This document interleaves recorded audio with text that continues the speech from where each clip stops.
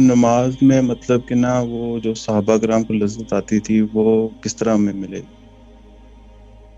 یہ دیکھیے عمار، میں آپ کو ایک بات بتاتا ہوں. میں نے نا ایک دفعہ عمر بن خطاب کی کیسی حدیث پڑھی، اس کے بعد میرا پرسپیکٹو بدل گیا. غور سے سمجھیں اس بات. جی عمر بن خطاب نے نماز میں جماعت کرا رہے تھے، امیر المومنین ہیں، مسجد نبوی میں جماعت کرائی، سلام پھیرا اور سلام پھیرتے ہی پیچھے مڑے اور عبد الرحمن بن عوف کو کہا انہوں نے، صحابی کا نام بول رہا ہوں، بہرحال پورے گروپ کو کہا انہوں نے کہ یمن کے رباط پہ فوج میرا خیال ہے میں نے کم بھیجی.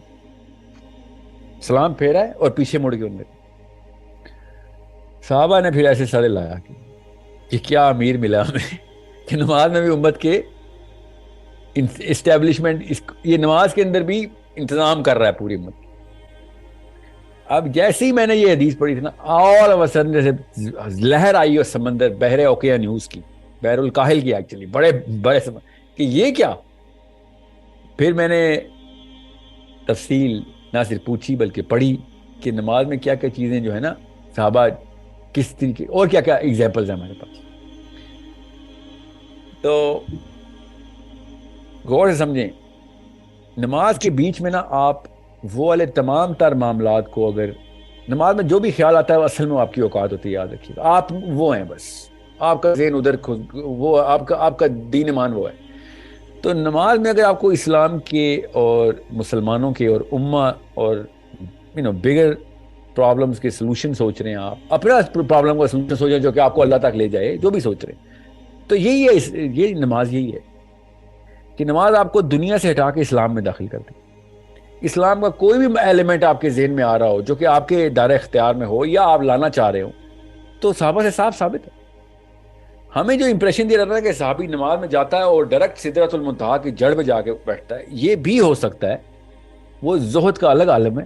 مگر اسلام کو دنیا کے اندر کس طریقے سے آپ نے دیکھنا ہے اور دیکھ رہے ہیں، اور اس میں آپ اپنی پوزیشن اور پلیسمنٹ دیکھ رہے ہیں، تو یہ بھی وہی کام ہے. نماز میں آپ دنیا سے الگ ہوتے ہیں اور اسلام میں داخل ہوتے ہیں. اسلام کے کسی بھی شعبے میں داخل ہو گئے آپ، تو صحابہ سے ثابت ہے.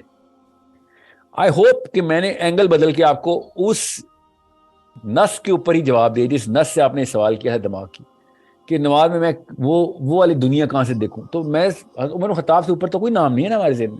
ان کی جی نماز دیکھیں، ان کی نماز کیا ہے. اب میرے پاس ہے ایک نماز کی ایگزامپل، میں نے پڑھی ہے کتاب چاہ، اور وہ علی بن ابی طالب اور ابو ذر غفاری، ابو درداء، ان کی نمازوں کے اوپر انہوں نے ایک تبصرہ کیا ہوا ہے.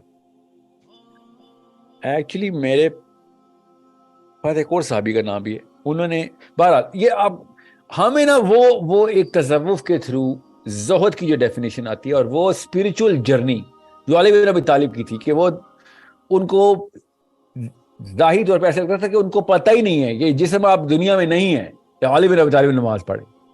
جی بالکل.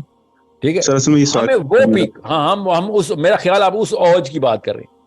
جی ٹھیک ہے، بالکل.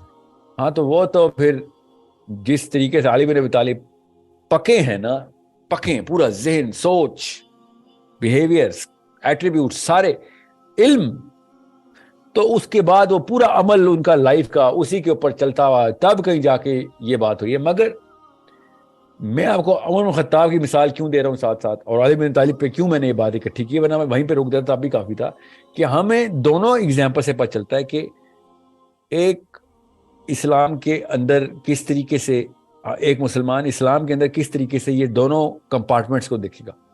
اور جیسے ہی اللہ اکبر کیا آپ کسی بھی کمپارٹمنٹ میں داخل ہو جائیں، اسلام کے انتظامی امور یا کائنات کے انتظامی امور، علی بن ابی طالب، کائنات کے انتظامی امور یا دنیا کے انتظامی امور، جو اسلام کے دونوں حصے.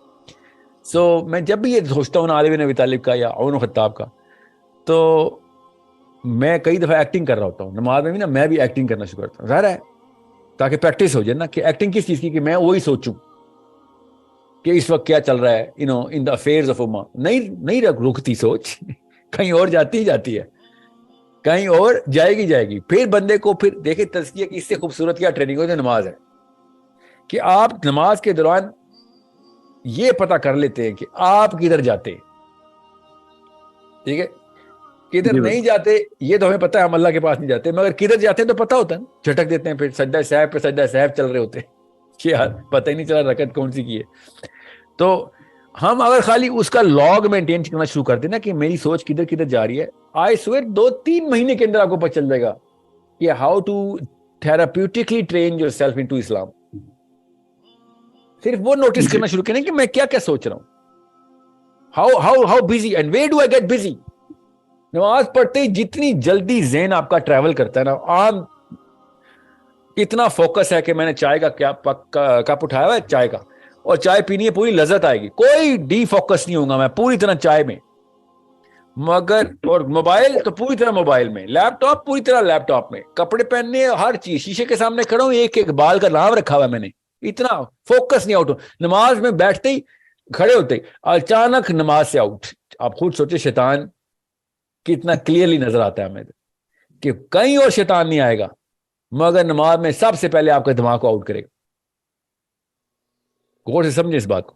سو آپ نے یہ دیکھنا ہے مجھے کہاں لے کے جاتا ہے میرا نفس یا شیطان, کن کن کن ہواؤں میں اڑاتا ہے مجھے, ہمیں بھی تو دیکھیں کن دنیاؤں میں لے کے جاتا ہے. تو آپ کو جب پتہ چلنا شروع ہوگا تو آپ کو پتہ چل جائے گا کہ ہاں اوکے دیز آر دا, اس کی سورسز تو پتہ ہوتی ہے نا, کوئی پیسوں کا مسئلے ہیں, کوئی ہیلتھ کے ایشوز ہیں, یا کوئی دفتر کے معاملات ہیں, بیوی بچوں کے معاملات, کوئی میں کہیں تو جاتے ہیں آپ نا, گاڑی لینی ہے, گھر بنانا ہے, جو بھی چل رہا ہے.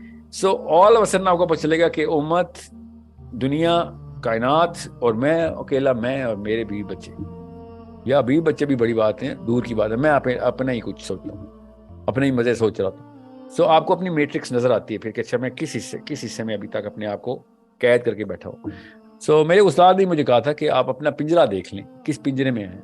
تو مجھے نہیں پتا تھا اس کا مطلب کیا, مگر آپ مجھے پتہ چل جائے گا. اس کے بعد تو سمجھ آ گئی تھی کہ میں قید ہوں کہیں پہ, اور اسی پنجرے میں انٹر ہوتا ہوں نماز میں جب جاتا ہوں, اور الگ الگ پنجرے, مگر جاتا پنجرے میں ہی ہوں. تو وہ تالا تو خود توڑنا پڑتا ہے نا, کئی دفعہ قربانی دینی پڑتی ہے کہ یار اس چیز کو چھوڑ دوں, یہ بار بار نماز میں آتی ہے.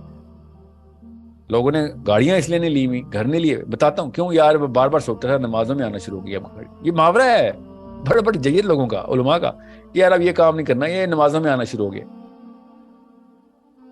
دنیاوی کام نمازوں میں آنا شروع ہو گیا. یار اب نوٹس کرتے ہیں, لکھتے ہیں, جانچتے ہیں, اپنے اندر کھوجتے ہیں, تو پتہ چلتا ہے نا ان کو کہ ہاں یار یہ تو میری نماز میں, یہ تو میری نماز کا حصہ بن گیا. جو چیز نماز کے حصہ بن جائے تو شرک ہو گیا. وہ تو اس بات ڈر سے کہتے ہیں نا کہ میں تو اس کو اپنی نماز کے اندر لے آیا ہوں, تو پھر نماز میں تو صرف اللہ چاہیے نا.